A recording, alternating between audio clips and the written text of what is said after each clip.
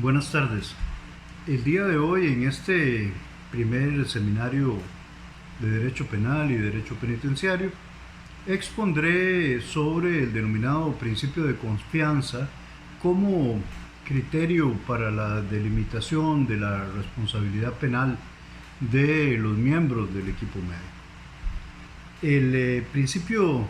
de confianza ha sido desarrollado, construido esencialmente en el ámbito dogmático y en la jurisprudencia del Tribunal Federal Alemán, con el objetivo de delimitar hasta dónde llega el deber de cuidado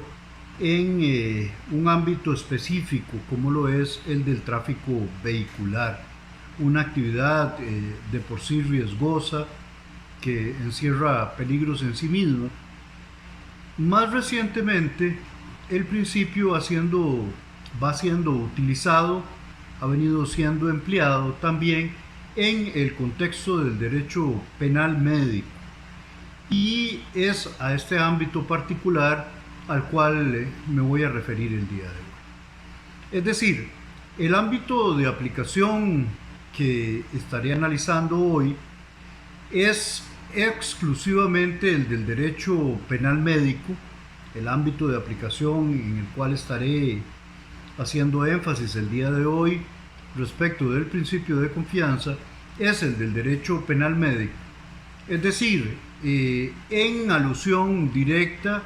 a ilícitos penales ejecutados por profesionales o auxiliares en la praxis de las ciencias médicas. Estamos hablando fundamentalmente entonces de comportamientos que eventualmente podrían ser calificados como mala praxis médica. Una precisión importante de entrada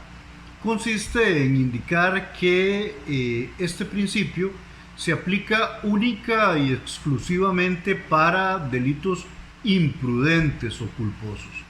Es decir, no estamos hablando de delitos dolosos ejecutados por profesionales en ciencias médicas, sino de comportamientos imprudentes o culposos, como se les denomina en nuestro medio, con base en los cuales, pues, eventualmente se puede causar una lesión o se causa un resultado lesivo respecto de la integridad física, la salud o la vida de un paciente.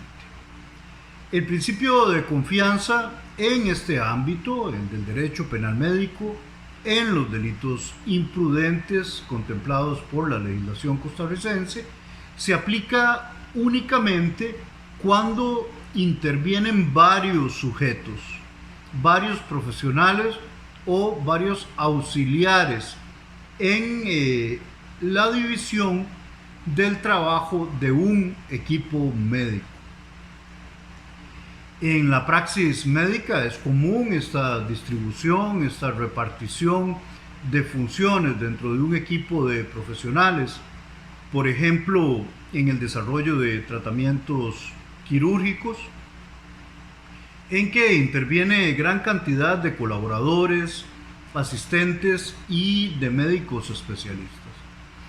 En la distribución de funciones que se realiza también en la sección de emergencias, urgencias, así como en otras secciones del ámbito intrahospitalario, es común también esta división de funciones del trabajo de profesionales y auxiliares en las ciencias médicas. Importante punto de partida también, análisis fundamental, debe ser el estudio o al menos una referencia genérica a la estructura fundamental que tienen todos los delitos imprudentes y por supuesto que también tendrán los ilícitos de mala praxis médica. Me refiero a la estructura bien conocida según la cual el tipo objetivo o la tipicidad objetiva, a este ámbito nos circunscribimos, de los delitos imprudentes está conformado por una acción imprudente, por un nexo causal y de imputación objetiva y además por un resultado lesivo, ya sea para la vida, la integridad física o la salud del paciente. El problema central que nos planteamos con este tema puede formularse a manera de interrogante. La pregunta central o una de las preguntas centrales que guía esta disertación indica lo siguiente: ¿cómo determinar si existió o no una acción imprudente de quienes, como profesionales o como auxiliares, se distribuyen tareas o funciones en una situación médica a la cual se enfrenta un paciente? Las reglas básicas para responder a esta pregunta son las siguientes. Primero, la imprudencia y con ello la responsabilidad penal siempre es de naturaleza, la responsabilidad penal por delitos culposos, obviamente, siempre es de naturaleza personalísima. Nadie debe responder, esa es la regla, por las conductas ilícitas, obviamente dolosas. En este caso hacemos referencia a las conductas imprudentes. Nadie debe responder por las conductas ilícitas imprudentes de otro sujeto. En los ilícitos de mala praxis médica no existe, este es otro punto de partida fundamental, no existe participación criminal, es decir, no puede haber instigación, no puede haber complicidad, no puede haber coautoría, no puede haber autoría mediata por tratarse de injustos penales de naturaleza imprudente. Otra regla básica fundamental para el estudio de comportamientos ilícitos como el que realizamos hoy es que en los delitos de mala praxis médica se tendrá como autor a todo aquel que haya infringido el deber de cuidado y ocasionado con ello un resultado lesivo para la vida, la salud o la integridad física de un paciente. Dicho de otra manera, prevalece también en este tipo de comportamientos, en los delitos de mala praxis médica de naturaleza imprudente, el principio de responsabilidad penal personalísima, según el cual en el trabajo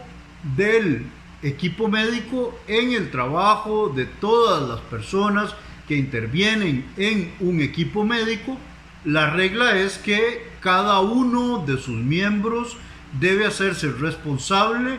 por sus actuaciones que infrinjan un deber de cuidado. Toda intervención médica, por definición, es peligrosa. Las acciones de intervención médica siempre van a provocar un resultado lesivo para la integridad o la salud. Sin embargo, esas acciones son toleradas, aun cuando provoquen resultados lesivos, son toleradas y por lo tanto no son típicas si no infringen un deber de cuidado. Pero, ¿cómo delimitar el deber de cuidado en este tipo de comportamientos? El deber de cuidado en este campo se delimita desde las denominadas reglas de la lex artis medica. Me refiero a reglas de conocimiento sistematizado propias de la ciencia médica o de un conocimiento no sistematizado, más de naturaleza empírica, pero que establecen, con base ya sea en criterios científicos o en experiencias reiteradas, que establecen cómo enfrentar una situación médica concreta, cualquier situación médica. Es decir, son parámetros de comportamiento, protocolos de intervención, reglas de acción que han sido construidos o desde la ciencia médica o desde la experiencia para enfrentar una situación médica concreta. De entrada, entonces, hay que enfatizar esta idea. Quien se ciñe a las reglas de experiencia no infringe el deber de cuidado. Quien cumple con las reglas de la lex artis medica no infringe el deber de cuidado y por lo tanto su comportamiento, aun cuando provoque un resultado típico, es un comportamiento, aun cuando provoque un resultado lesivo, es un comportamiento atípico. Visto lo anterior, las anteriores ideas fundamentales, debe formularse otra pregunta, otra interrogante fundamental. ¿Qué sucede o cómo debe valorarse cuando un miembro del equipo médico causa un resultado lesivo porque dentro de una división de funciones otro sujeto que le precede o que le acompaña en el desarrollo de las actividades médicas ha infringido el deber de cuidado? En este punto, obviamente, emerge una cuestión probatoria fundamental, la cual consiste en que en ámbitos médicos organizados, ámbitos médicos en que hay división de trabajo, se debe indagar siempre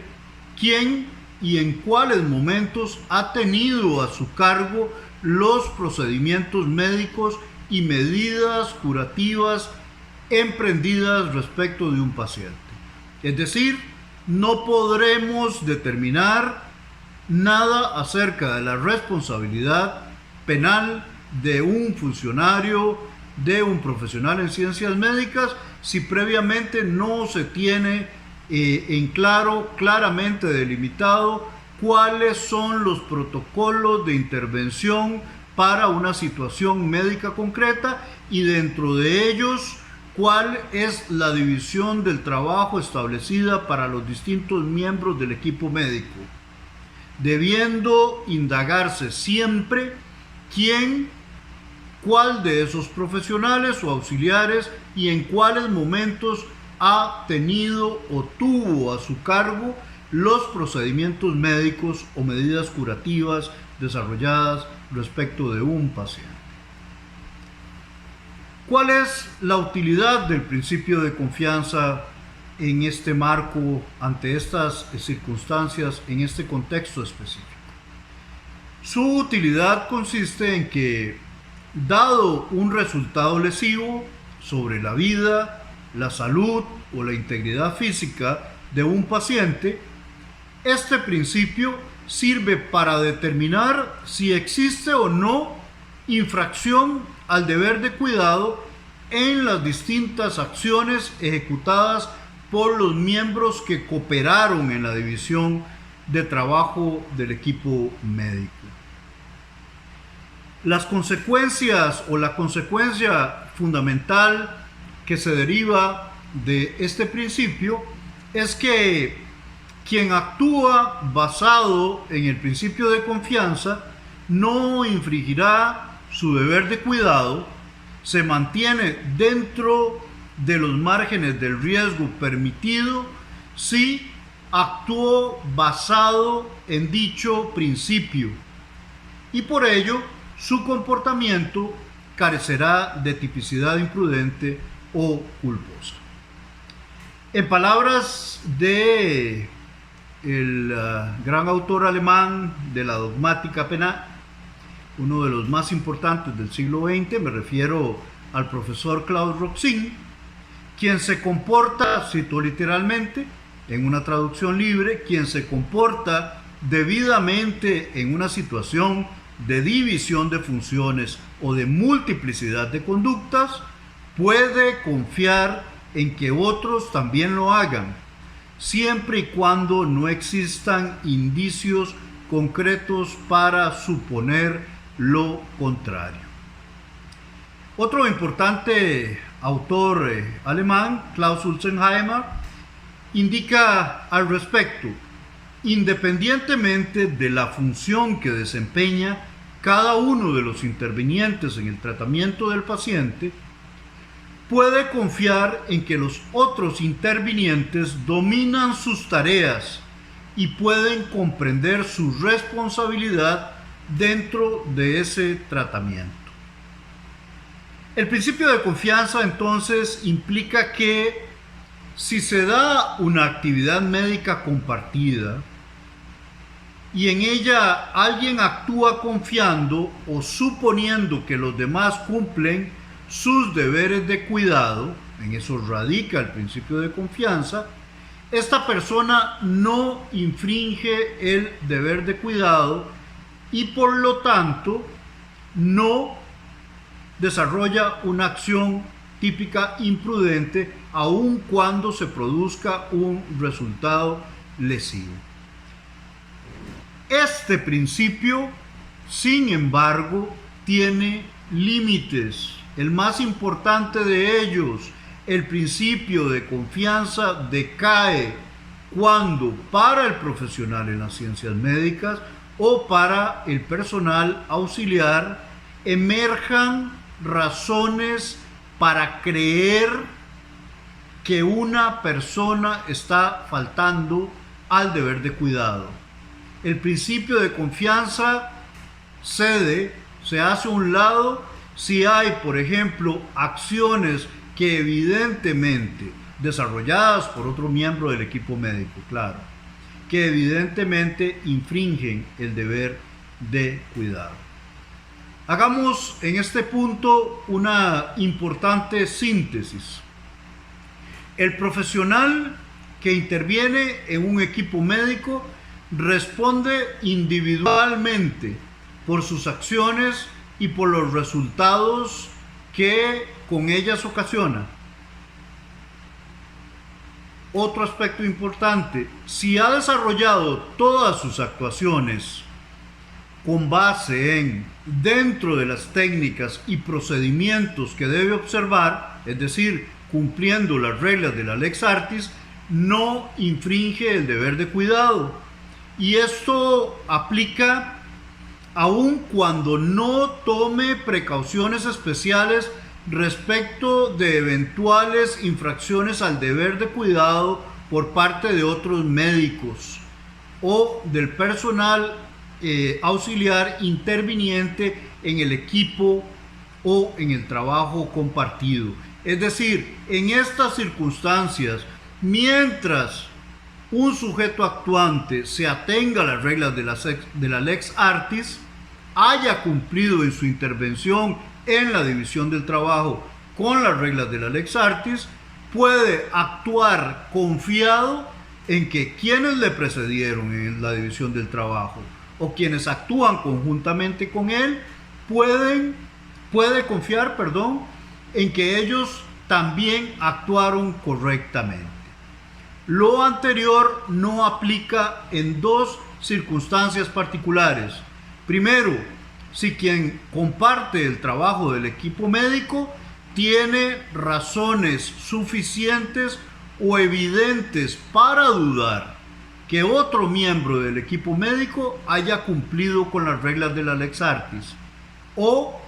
importante también, sobre todo como lo veremos en la división del trabajo vertical del equipo médico, cuando uno de los miembros de este equipo está obligado a tomar precauciones, a vigilar, a controlar o a supervisar el trabajo de otros miembros del equipo médico.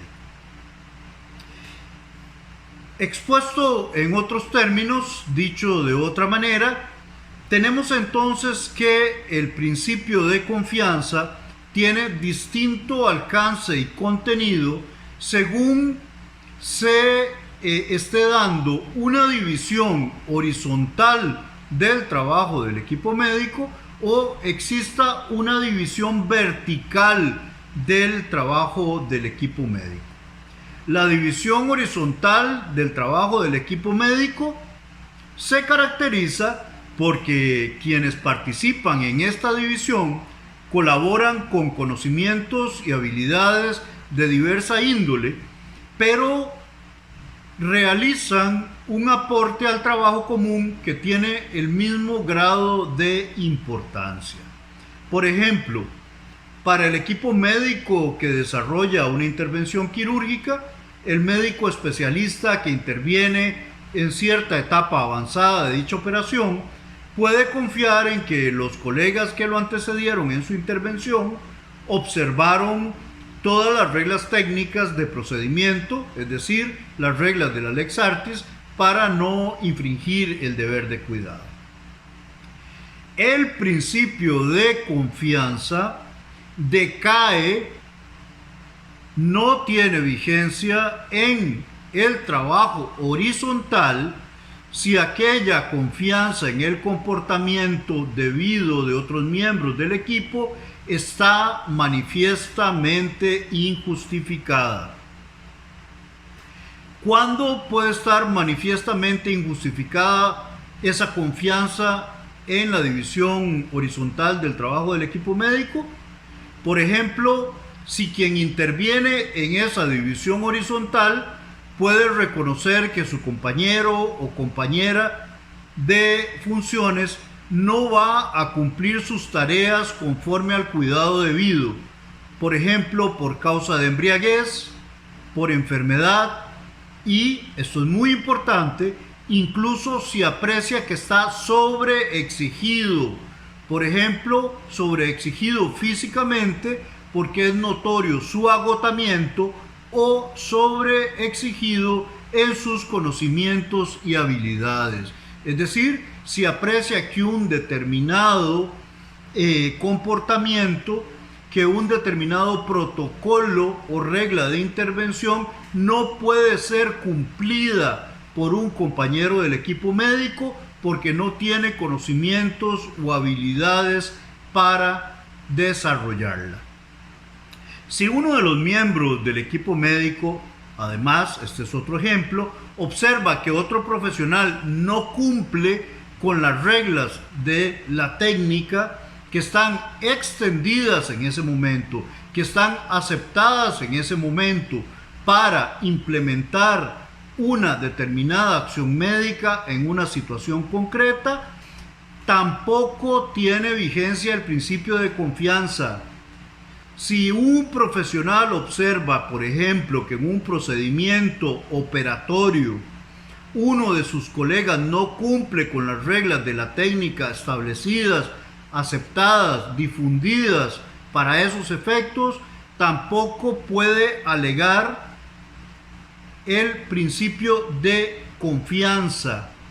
Como consecuencia o corolario de lo que estoy diciendo, quien observa lo anterior, cualquiera de los ejemplos que acabo de presentar, deberá detenerse y no puede confiar en que otro miembro del equipo médico en una división horizontal del trabajo actúa observando el deber de cuidado. A ver, esto podemos sintetizarlo mediante una frase aún más clara. La existencia del principio de confianza no excluye el deber de objetar y corregir los errores manifiestos de otro u otros miembros de un equipo médico, aun cuando se actúe en funciones de igual importancia, aun cuando exista una división horizontal del trabajo. Hay un deber del miembro del equipo médico de corregir y objetar esos errores manifiestos e incluso de detenerse en su actuación. En situaciones extremas, como las descritas, debido a su responsabilidad con el paciente, cada miembro del equipo médico está obligado a evitar para este paciente la amenaza de lesión, de su vida, integridad física o salud, generada por un rendimiento defectuoso de su colega o del resto del personal. En este punto, entonces, se acaba el principio de confianza. La extensión de este principio es diversa cuando lo que se da es una división vertical del trabajo del equipo médico. Esta división del trabajo se caracteriza porque entre los miembros del equipo médico existe una relación de superposición o subordinación, con lo cual en realidad lo que se refleja es la estructura jerárquica de la institución médica u hospitalaria en la que se desarrolla el procedimiento, o incluso una estructura jerárquica dentro del propio procedimiento médico con que se realiza la intervención curativa. En la división vertical del trabajo médico sucede que para algunos sujetos, para algunas personas, existe en realidad una obligación de dirección,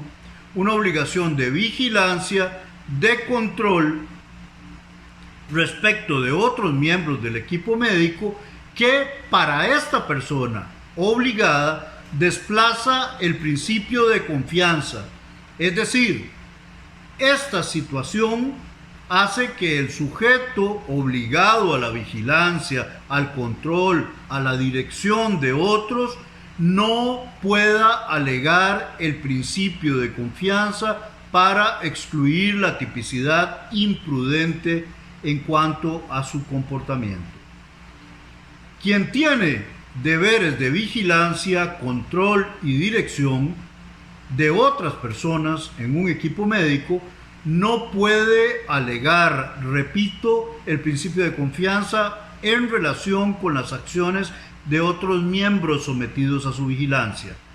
Superará esta persona el riesgo permitido si no ejerce esas labores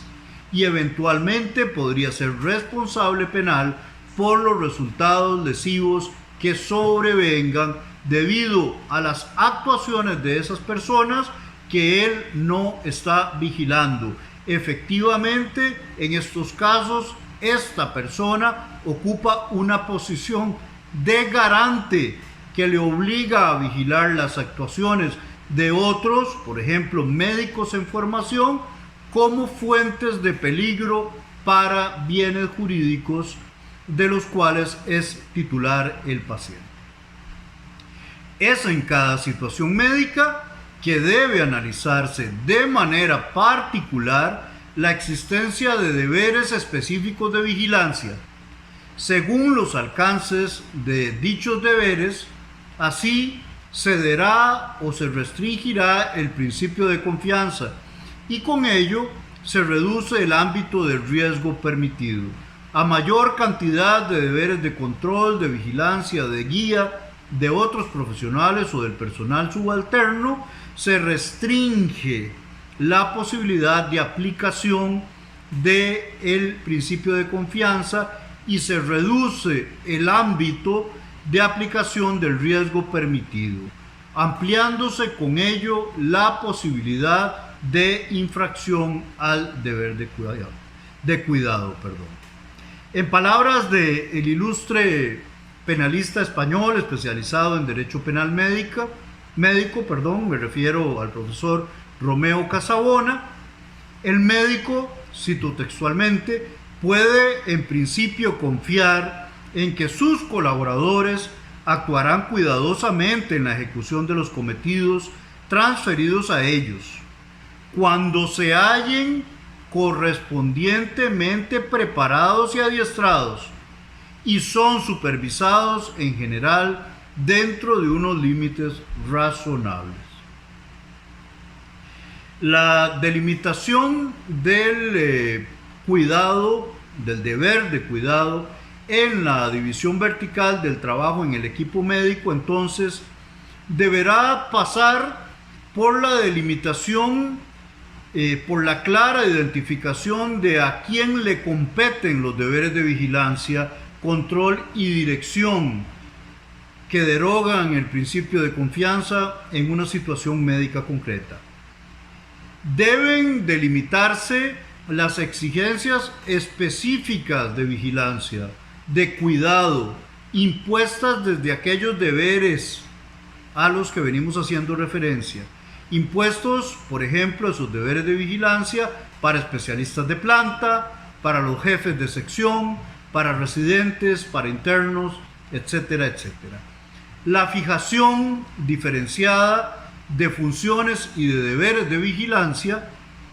desde o en este contexto de la división vertical del trabajo médico, conviene realizarla siempre desde reglamentos institucionales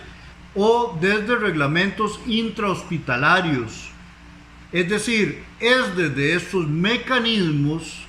del derecho que deben delimitarse los diversos deberes de vigilancia, control o dirección para cada uno de los diversos profesionales y auxiliares que participan de un trabajo compartido o en que existe una división de labores.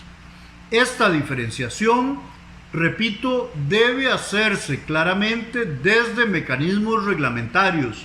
y no puede ni debe basarse en mecanismos consuetudinarios no escritos. En términos generales, entonces, esta es la utilidad que tiene el principio de confianza en la delimitación de la responsabilidad penal de los miembros del equipo médico. Es un principio que permite descartar el contenido imprudente de un comportamiento tanto en la división horizontal como en la división vertical del trabajo médico. Como hemos visto, los alcances de este principio difieren si se trata de una forma u otra de división del trabajo realizado por los profesionales en la salud. Muchas gracias.